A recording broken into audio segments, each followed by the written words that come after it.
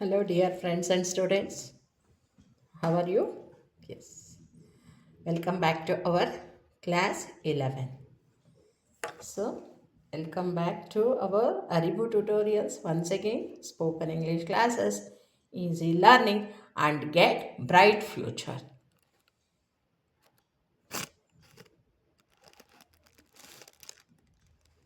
ನೋಡಿ ಇವತ್ತು ನಾನು ನಿಮಗೆ ಕೆಲವೊಂದು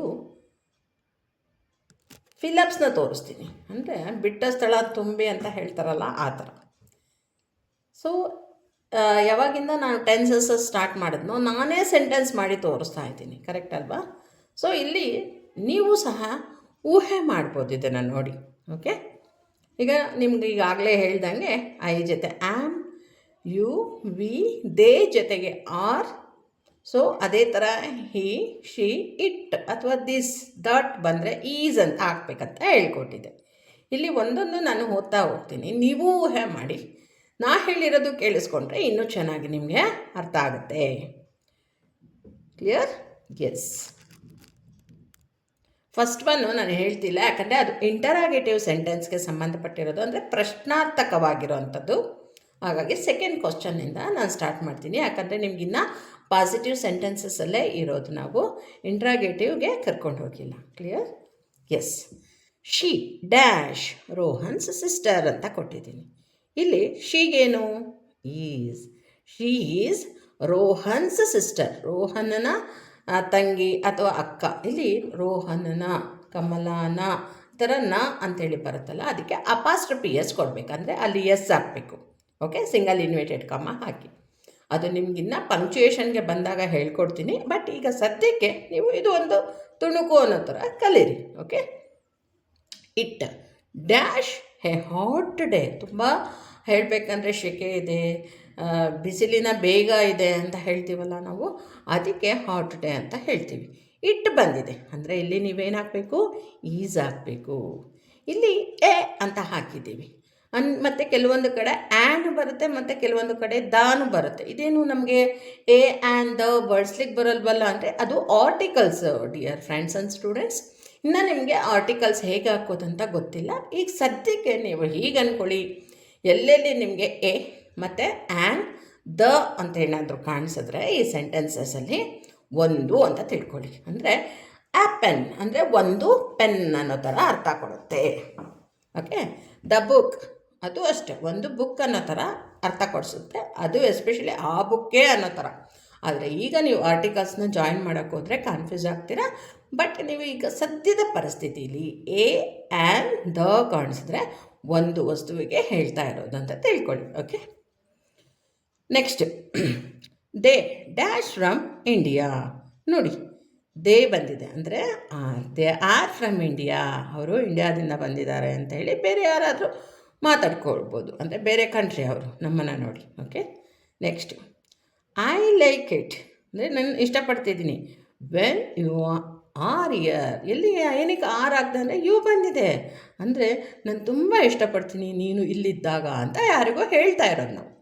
ಅದು ತಾಯಿ ಮಗನಿಗಿರ್ಬೋದು, ಮಗ ತಾಯಿಗಿರ್ಬೋದು, ಈ ಥರ ಯಾರಿಗೆ ಯಾರಾದರೂ ಹೇಳ್ಕೊಬೋದು. I like it when you are here. ನೀನು ಇಲ್ಲಿದ್ದಾಗ ನನಗೆ ತುಂಬ ಇಷ್ಟ ಆಗತ್ತೆ ಅಂಥೇಳಿ. I dash going to temple. ಐಗೆ ಏನು ಹಾಕಬೇಕು? ಆ್ಯಮ್ ಹಾಕಬೇಕು. ಈಗಾಗಲೇ ಹೇಳ್ಕೊಟ್ಟಿದ್ದೀನಿ. I am going to temple. ನಾನು ದೇವಸ್ಥಾನಕ್ಕೆ ಹೋಗ್ತಾ ಇದ್ದೀನಿ. ಅದೇ ಥರ ಇಲ್ಲಿ ಬ್ರೂನೋಗೆ ಹೇಳ್ತಿರೋದು. Dash a dog. ನೋಡಿ, ಬ್ರೂನೋ ಒಂದೇ ಹೆಸರಿದೆ, ಅದು ಪಪ್ಪಿ ಹೆಸರು ಹೇಳ್ತಾ ಇದ್ದಾರೆ ಅವರು ಅಲ್ಲಿ, ಡಾಗ್ ಹೆಸರು. So Bruno is A dog. Okay, ಅದು ಒಂದು ಡಾಗು, ಪಪ್ಪಿ, ಬ್ರೂನೋ ಅನ್ನೋದು ಅಂತ ಹೇಳ್ತಾ ಇರೋದು. Next, Peter and Maria dash happy today. ನೋಡಿ, ಇಲ್ಲಿ ಎರಡು ಹೆಸರು ಹಾಕಿದ್ದಾರೆ, ಗಮನಿಸಿದ್ರೆ ಆ್ಯಂಡ್ ಅಂತಲೂ ಕೊಟ್ಟಿದ್ದಾರೆ, 2 ನೇಮ್ಸ್ ಬಂದಿರೋದ್ರಿಂದ. ಸೊ ಪೀಟರ್ ಮತ್ತು ಮರಿಯಾ ಅಂದರೆ 2 ಹೆಸರು ಬಂದಾಗ ಏನು ಹೇಳ್ಕೊಟ್ಟಿದ್ದೀನಿ? ಗೆಸ್ ಮಾಡ್ತಿದ್ದೀರಾ? Are. So Peter and Mary are happy. ಯಾವಾಗ 2 ಆರ್ ಮೋರ್ ಅಂತ ನಾನು ಪದೇ ಹೇಳಿದ್ದೀನಿ ನಿಮಗೆ. 2 ಆರ್ ಮೋರ್ ನೇಮ್ಸ್ ಬಂದಾಗ ಅಥವಾ 2 ಆರ್ ಮೋರ್ ನಾವು ದೇ ಅಂತ ಹೇಳಿ ಹಾಕಿದಾಗ ಆರ್ ಅಂತ ಯೂಸ್ ಮಾಡಬೇಕು ಅಂಥೇಳಿ, ಕರೆಕ್ಟ್ ಅಲ್ವಾ? ಅಂದರೆ ಇಲ್ಲಿ ವರ್ಬ್ ಜೊತೆ ಹಿಂಗೆ ಹಾಕ್ಬೇಕಂತ ಹೇಳಿದ್ದೆ. ಇಲ್ಲಿ ವರ್ಬೇ ಇಲ್ಲದೆ ಕೆಲವೊಂದು ಸೆಂಟೆನ್ಸ್ನ ಹೇಗೆ ಮಾಡೋದು ಫಸ್ಟ್ ಸೆಕೆಂಡು ಯಾವ ಥರ ನೀವು ಕಲ್ತಿದ್ದೀರೋ ಅದನ್ನು ಇಲ್ಲಿ ಅಪ್ಲೈ ಮಾಡ್ಕೊಳ್ಳಿಕ್ಕೋಸ್ಕರ ಈ ಸ್ಲೈಡ್ಸ್ನ ನಾನು ಶೇರ್ ಮಾಡ್ತಿರೋದು. Next, they dash new here, they are, ನೋಡಿ ಅವರು ಹೊಸಬ್ರು ಇಲ್ಲಿಗೆ ಅನ್ನೋ ಥರ. Okay, they are new here, ಹೊಸಬ್ರು ಇಲ್ಲಿಗೆ ಅಂಥೇಳಿ. Next, you and I dash good friend, ಹೇಗೆ ಏನು am, you and I am good friends. ಇಲ್ಲಿ 2 ಬಂದಿದೆ ಅಲ್ವಾ ಮ್ಯಾಮ್, ಅಂದರೆ ಆರ್ ಅಂತ ಹತ್ರ ಬೇಕಾದರೆ ಹಾಕ್ಕೋಬೋದು. You and I are good friends, nothing wrong in that. ಇಲ್ಲಿ ನಾವು ಕಟ್ ಮಾಡಿ ಮಾತಾಡ್ತೀವಿ ಅಂದರೆ ಆ್ಯಮ್ ಹಾಕ್ಕೊಳ್ಳಿ, ಇಲ್ಲ ಆರ್ ಹಾಕಿ. ನನ್ನ ಮತ್ತು ನಿಮ್ಮ ಬಗ್ಗೆ ಸೇರಿಸಿ ಮಾತಾಡ್ತಿರೋದ್ರಿಂದ ಅಲ್ಲಿ ಆರ್ ಹಾಕ್ಕೊಳ್ಳಿ. Next, the sun dash hot, ಇವತ್ತು ಹೇಳಬೇಕಂದ್ರೆ ಸೂರ್ಯ ದಗದಗ ಉರಿತಿದ್ದಾನೆ, ಈ ಥರ ತುಂಬ ಶಾಖ ಇದೆ, ಬಿಸಿ ಇದೆ, ಈ ಥರ ಹೇಳ್ತಿರೋದು. ಸೊ ಹಾಗಾಗಿ ಇಲ್ಲಿ ಒಬ್ಬರ ಬಗ್ಗೆ ಹೇಳ್ತಿರೋದು. ದ ಸನ್, ಸೂರ್ಯನ ಬಗ್ಗೆ ಮಾತ್ರ ಮಾತಾಡ್ತಿರೋದು. ಒಬ್ಬರ ಬಗ್ಗೆ ಅಂತ ಹೇಳಿದರೆ ಏನು ಹೇಳಿದೆ, ಈಸ್ ಹಾಕಿ. ಹಾಗೆ my cat dash black and white, ಅಂದರೆ ನಮ್ಮ ಬೆಕ್ಕು ಬ್ಲ್ಯಾಕ್ ಮತ್ತು ವೈಟ್ ಕಲರಲ್ಲಿ ಇದೆ ಅಂತ. ಮೈ ಕ್ಯಾಟ್ ಒಂದೇ ಪ್ರಾಣಿಯ ಬಗ್ಗೆ ಇಲ್ಲಿ ಮಾತಾಡ್ತಿರೋದು, 2 or more ಅಲ್ಲ. ಸೊ ಹಾಗಾಗಿ ಇಲ್ಲಿ ಈಸ್ ಹಾಕ್ಕೊಳ್ಳಿ.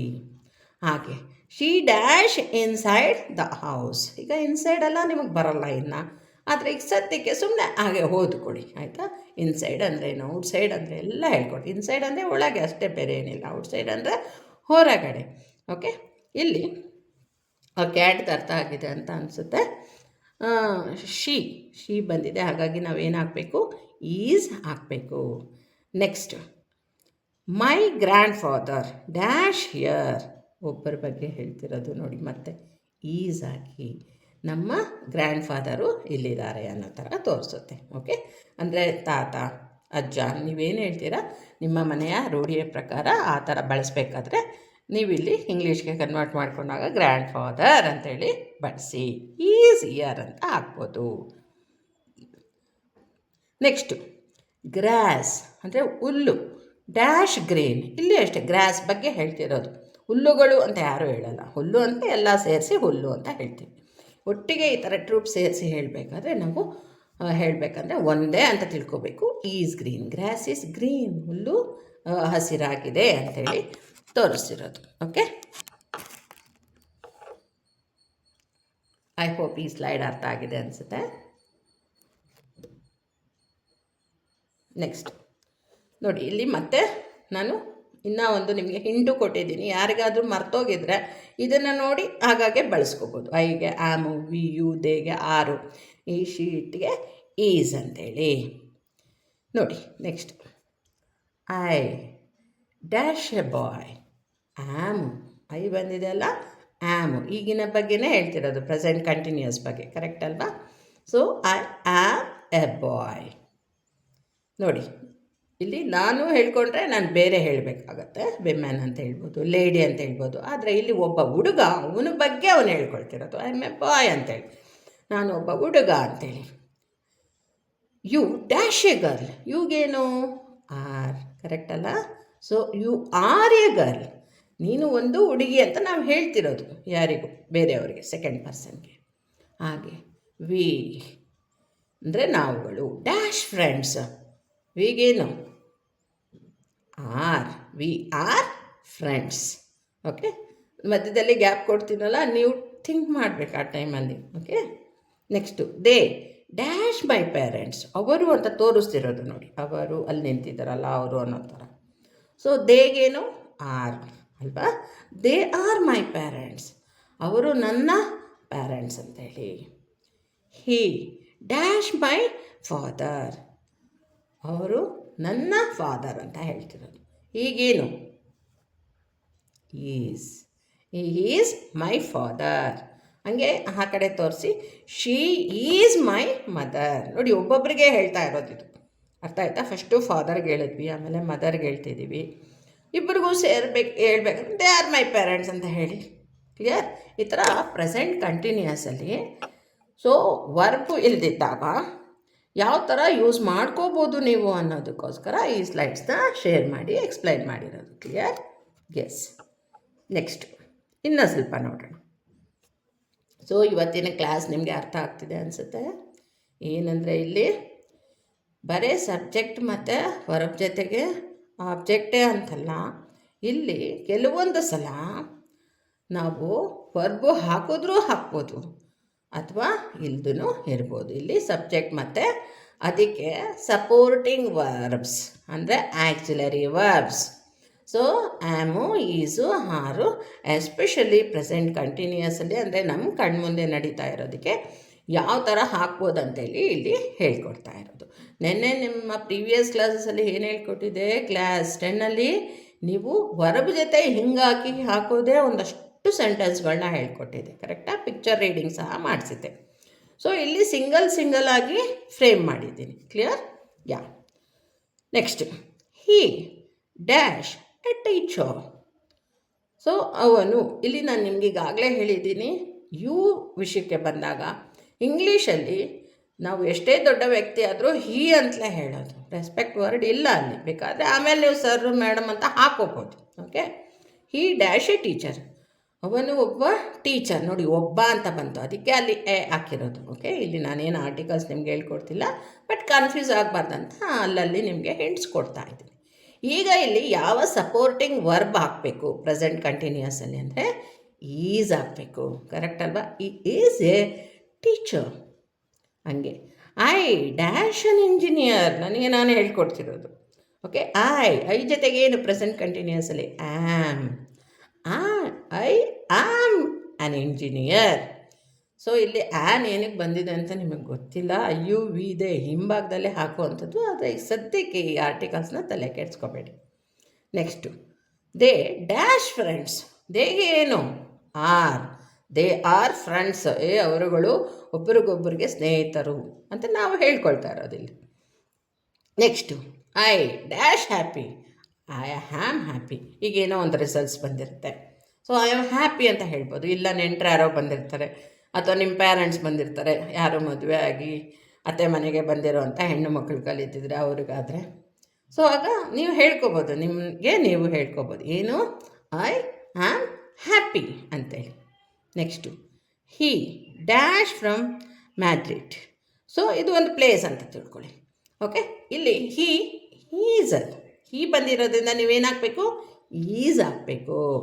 ಓಕೆ, ಅಥವಾ ಈಸ್ ಫ್ರಮ್ ಮುಂಬೈ ಅಂತ ಹೇಳಿ, ಈಸ್ ಫ್ರಮ್ ಕ್ಯಾಲ್ಕಟಾ ಅಂತ ಹೇಳಿ, ನೀವು ಯಾವುದು ಬೇಕಾದರೂ ಹೇಳ್ಕೊಬೋದು place. Okay, next, the girl dash my sister. So ಇಲ್ಲಿ ದ ಗರ್ಲ್ ಅಂದರೆ ಒಂದೇ ಒಂದು ಹುಡುಗಿಯ ಬಗ್ಗೆ ಹೇಳ್ತಿರೋದು. ಈಗಾಗಲೇ ನಾನು ನಿಮ್ಗೆ ಹೇಳಿದ್ದೀನಿ, ಈ ಶೀಟ್ ಮತ್ತು ಒಬ್ಬರ ಬಗ್ಗೆ ಅವ್ರ ಹೆಸರು ಇರ್ಬೋದು ಅಥವಾ ಹಾಗೆ ಬೇರೆ ಏನಾದರೂ ಈ ಥರ ಒಬ್ಬರ ಬಗ್ಗೆ ಡಿನೋಟ್ ಮಾಡ್ತಿದ್ರೆ ಈಸ್ ಹಾಕ್ಬೇಕಂತ. So the girl is my sister. ಅಥವಾ ಒಂದು ತಾಯಿ ಹೇಳ್ಕೊಬೋದು, the girl is my daughter ಅಂತ ಹೇಳ್ಕೊಬೋದು. ಕರೆಕ್ಟ್ ಅಲ್ವಾ? ಅಥವಾ ಮೈ ಸನ್ ಅಂತಾದರೂ ಹೇಳ್ಕೊಬೋದು, ದ ಬಾಯ್ ಈಸ್ ಮೈ ಸನ್. ಈ ಥರ ಯಾವ ಥರ ಬೇಕಾದರೂ ನೀವು ಅಡ್ಜಸ್ಟ್ ಮಾಡ್ಕೊಳ್ಬೋದು. ಇದೆಲ್ಲ ಎಕ್ಸಾಂಪುಲರ್ ಸೆಂಟೆನ್ಸಸ್ ಅಷ್ಟೇ. ಓಕೆ, ನೆಕ್ಸ್ಟು, ಮೇರಿ ಅವಳು ಮಲಗಿದಾಳಲ್ಲ, ಅವಳ ಬಗ್ಗೆ ಹೇಳ್ತಾ ಇರೋದು. ಓಕೆ, ಮೇರಿ ಡ್ಯಾಶ್ ಸಿಕ್. ನೋಡಿ, ಇಲ್ಲಿ ಒಂದೇ ಹೆಸರು ಹೇಳ್ತಾ ಇರೋದು, ಕರೆಕ್ಟಾ? ಈಸ್ ಅಂತ ಹಾಕಿ, ಈಸ್ ಸಿಕ್. ಮೇರಿ ಅನ್ನೋಳು ಹುಷಾರಿಲ್ಲದೆ ಮಲಗಿದಾಳೆ ಅಂತೇಳಿ, ಮೇರಿ ಈಸ್ ಸಿಕ್, ಆ ಥರ.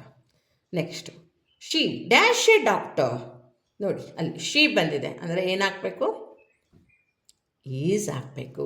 She is A doctor. ಅವಳು ಒಬ್ಬ ಡಾಕ್ಟರ್. ಯಾರೋ ಒಬ್ಬರು ಡಾಕ್ಟರ್ ಆಗಿರ್ತಾರೆ, ಹೆಣ್ಣು ಮಗಳು, ಅವಳಿಗೆ ಹೇಳುವಂಥದ್ದು ನಾವು. ಓಕೆ, ಅಥವಾ ಹೆಸರು ಹಾಕಿ ಹೇಳಿ. Okay, Shyamala is A doctor ಅಂತಲೂ ನೀವು ಹೇಳ್ಬೋದು. ಓಕೆ, ಅಥವಾ Kamala is A doctor, Lakshmi is A doctor ಅಂತ ಹೇಳ್ಬೋದು. Next, it dash an orange. ಮತ್ತು ಆ್ಯನ್ ಬಂತು ನೋಡಿ, ಅದು ನಿಮಗೆ ಗೊತ್ತಿಲ್ಲ, ಇದು ಒಂದು ಆರೆಂಜ್ ಅನ್ನೋ ಥರ ಹೇಳ್ತಾ ಇರೋದು. ಓಕೆ, ಸೊ ಇಟ್ಟಿಗೆ ಏನು ಹೇಳಿದೆ ನನಗಾಗಲೇ, ವಸ್ತುಗಳಿಗೆ ಬಳಸ್ಬೋದು, ಪ್ರಾಣಿಗಳಿಗೆ ಬಳಸ್ಬೋದು ಅಂಥೇಳಿ. ಇಟ್ ಜೊತೆಗೆ ಏನು ಹಾಕ್ಬೇಕಿಲ್ಲಿ? Is. It is an orange. Okay, next, they dash tired. ನೋಡಿ, ಇಲ್ಲಿ ಅವ್ರಿಗೆ ಹೇಳ್ತಿರೋದು, ಅವರು ತುಂಬ ಸುಸ್ತಾಗಿದ್ದಾರೆ ಅಂತ ಹೇಳ್ಬಿಟ್ಟು. ದೇಗೆ ಏನು? ಆರ್. They are tired. ಕಾಣಿಸ್ತಿದೆಯಲ್ಲ ನಿಮಗೆ? Yes. Next, we dash best friends ಅಂತ ಇಲ್ಲಿ ಜೊತೆಯಲ್ಲಿ ಫ್ರೆಂಡ್ಸ್ ನಿಂತ್ಕೊಂಡು ಹೇಳ್ಕೊತಾ ಇರೋದು. ಅಂದರೆ ವಿ ಆರ್ ಅಲ್ವಾ, ವಿಗೆ ಏನು ಬರುತ್ತೆ? ಆರ್ ಬರುತ್ತೆ. ವಿ ಆರ್ ಬೆಸ್ಟ್ ಫ್ರೆಂಡ್ಸ್ ಅಂತ ನಾವು ಒಬ್ರಿಗೊಬ್ರು ಮಾತಾಡ್ಕೊಳ್ತಿರೋ ಥರ ಇಲ್ಲಿ 2 or more ಪೀಪಲ್ ನಿಂತ್ಕೊಂಡು. Okay. Next, he dash sad. ನೋಡಿ ಇಲ್ಲಿ ಅವನು ತುಂಬ ದುಃಖದಲ್ಲಿದ್ದಾನೆ ಅಂಥೇಳಿ, ಇಲ್ಲಿ ಅವನು ಅಂತ ಹೇಳ್ತಿರೋದು. ಸೊ ಅಂದರೆ ಇಲ್ಲಿ ನೀವೇನು ಹಾಕಬೇಕು? ಇಲ್ಲಿ ಈಸ್ ಅಂತ. ಹಂಗಂತೇಳಿ ಇದೆಲ್ಲ ಸೆಂಟೆನ್ಸು ಬರೀ ಪ್ರೆಸೆಂಟ್ ಕಂಟಿನ್ಯೂಸಲ್ಲೇ ಬಳಸಬೇಕಾ? ಈಗಿನ ಕಣ್ಣು ಮುಂದೆ ಬೇರೆ ಯಾವ ಟೆನ್ಸ್ಗೂ ಬಳಸೋಂಗಿಲ್ವ? ಅದೆಲ್ಲ ನಾನು ಹೇಳ್ತಿರೋದು. ಈಗ ನೀವು ಪ್ರೆಸೆಂಟ್ ಕಂಟಿನ್ಯೂಸಲ್ಲಿ ನಾನು ಆ್ಯಮು, ಈಸು, ಆರು ಏನು ಹೇಳ್ಕೊಟ್ಟಿದ್ದೀನಿ ಕಣ್ಮುಂದೆ ನಡೀತಿರೋದಕ್ಕೆ ಇದನ್ನು ಹಾಕ್ಕೊಳ್ಳಿ. ಇದನ್ನು ಹಾಕ್ಕೊಂಡು ಒಂದು ಸೆಂಟೆನ್ಸ್ ಫ್ರೇಮ್ ಮಾಡಿ ನೀವು ಪದ ಬಳಕೆ ಅಥವಾ ಕಾನ್ವರ್ಸೇಷನ್ನ ಕಂಟಿನ್ಯೂ ಮಾಡ್ಬೋದು ಅಂತ ನಾನು ನಿಮಗೆ ಹೇಳ್ಕೊಡ್ತೀನಿ. ಓಕೆ.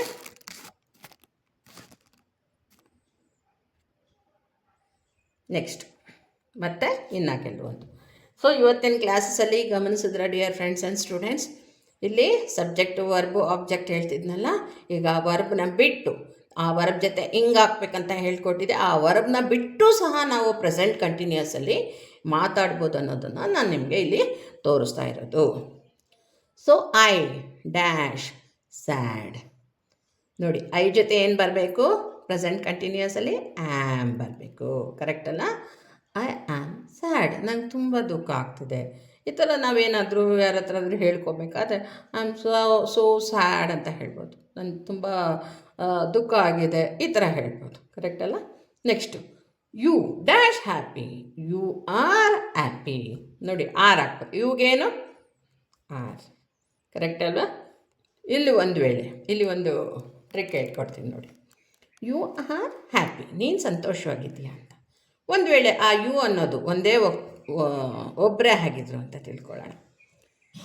ಸೊ ಮಣಿ ಅಂತ ತಿಳ್ಕೊಳ್ಳೋಣ.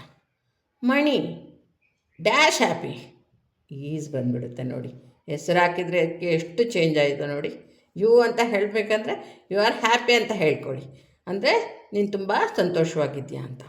ಅದೇ ನಾನೇನಾದರೂ ಹೆಸರು ಹಾಕಿದರೆ ಮಣಿ ಅಂತ ಬಂತು, ಎರಡನೇದು ಈಸ್ ಆಗಿಬಿಡ್ತು.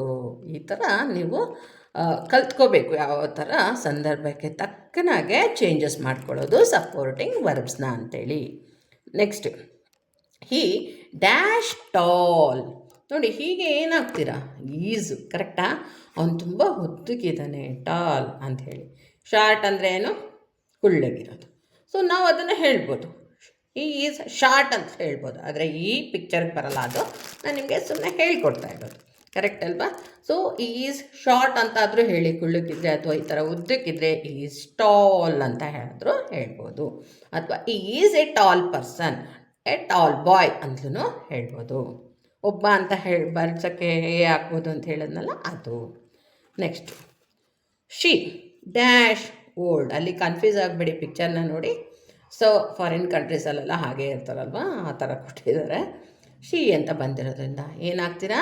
ಈಸ್ ಅಂದರೆ ವಯಸ್ಸಾಗಿದೆ ಅವರಿಗೆ ಅಂತೇಳಿ. ಇಲ್ಲಿ ನಾನು ಅವರಿಗೆ ಅಂತ ಹೇಳ್ತಿದ್ದೀನಿ, ಆದರೆ ಅಲ್ಲಿ ಅವಳಿಗೆ ಅಂತ ಬರುತ್ತೆ, ಯಾಕಂದರೆ ರೆಸ್ಪೆಕ್ಟ್ ವರ್ಡು ಇಲ್ಲ. ಕರೆಕ್ಟ್ ಅಲ್ವಾ ಇಂಗ್ಲೀಷಲ್ಲಿ? ಎಸ್. ಆಮೇಲೆ ಬೇಕಾದ್ರೆ ಸರ್ ಆರ್ ಮೇಡಮ್ ಹಾಕೋಬೋದು. Next, they dash dogs. ನೋಡಿ, ದೇ ಬಂದಿದೆ, ಅಲ್ಲಿ 2 ಪಪ್ಪಿಗಳು ಕೂತಿದೆ ನೋಡಿ. ಇಲ್ಲಿ ದೇ ಬಂದಿರೋದ್ರಿಂದ ನೀವೇನು ಹಾಕಬೇಕು? ಆರ್ ಅಂತ ಹಾಕಿ. ದೇ ಆರ್ ಡಾಗ್ಸ್, ಅದು ಪಪ್ಪಿಗಳು ಅಂತೇಳಿ. ಓಕೆ. ನೆಕ್ಸ್ಟು, ಡ್ಯಾಶ್ ಇನ್ನೊಂದು ಫಿಲಪ್ ಇದೆ. It dash red. ಏನಾಗ್ತೀರಾ? Is. It is red colour ಅಂತ ಹೇಳಿ. ಅಥವಾ ಇಟ್ ಈಸ್ ಒಂದು ವಸ್ತುವಿಗೆ ಅಂತ ನಿಮ್ಮ ಬಾಯಲ್ಲಿ ಬಂದರೆ it is A red book ಅಂತ ಹೇಳಿ. ಮತ್ತು ರೆಡ್ ಬೋರ್ಡ್ ಅಂತ ಹೇಳಿ.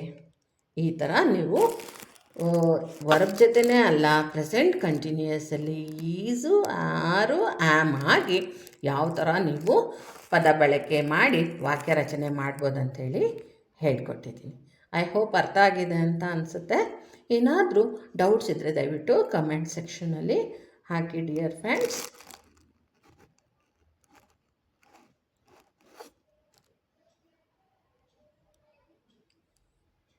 Thank you once again. Kindly subscribe my channel, share it to the needy persons, like also as it is. Kindly comment your opinion. ನಿಮ್ಮ ಮನಸ್ಸಿಗೆ ಏನು ಅನಿಸಿದೆಯೋ ಅದನ್ನು ದಯವಿಟ್ಟು ಕಮೆಂಟ್ ಮಾಡಿ.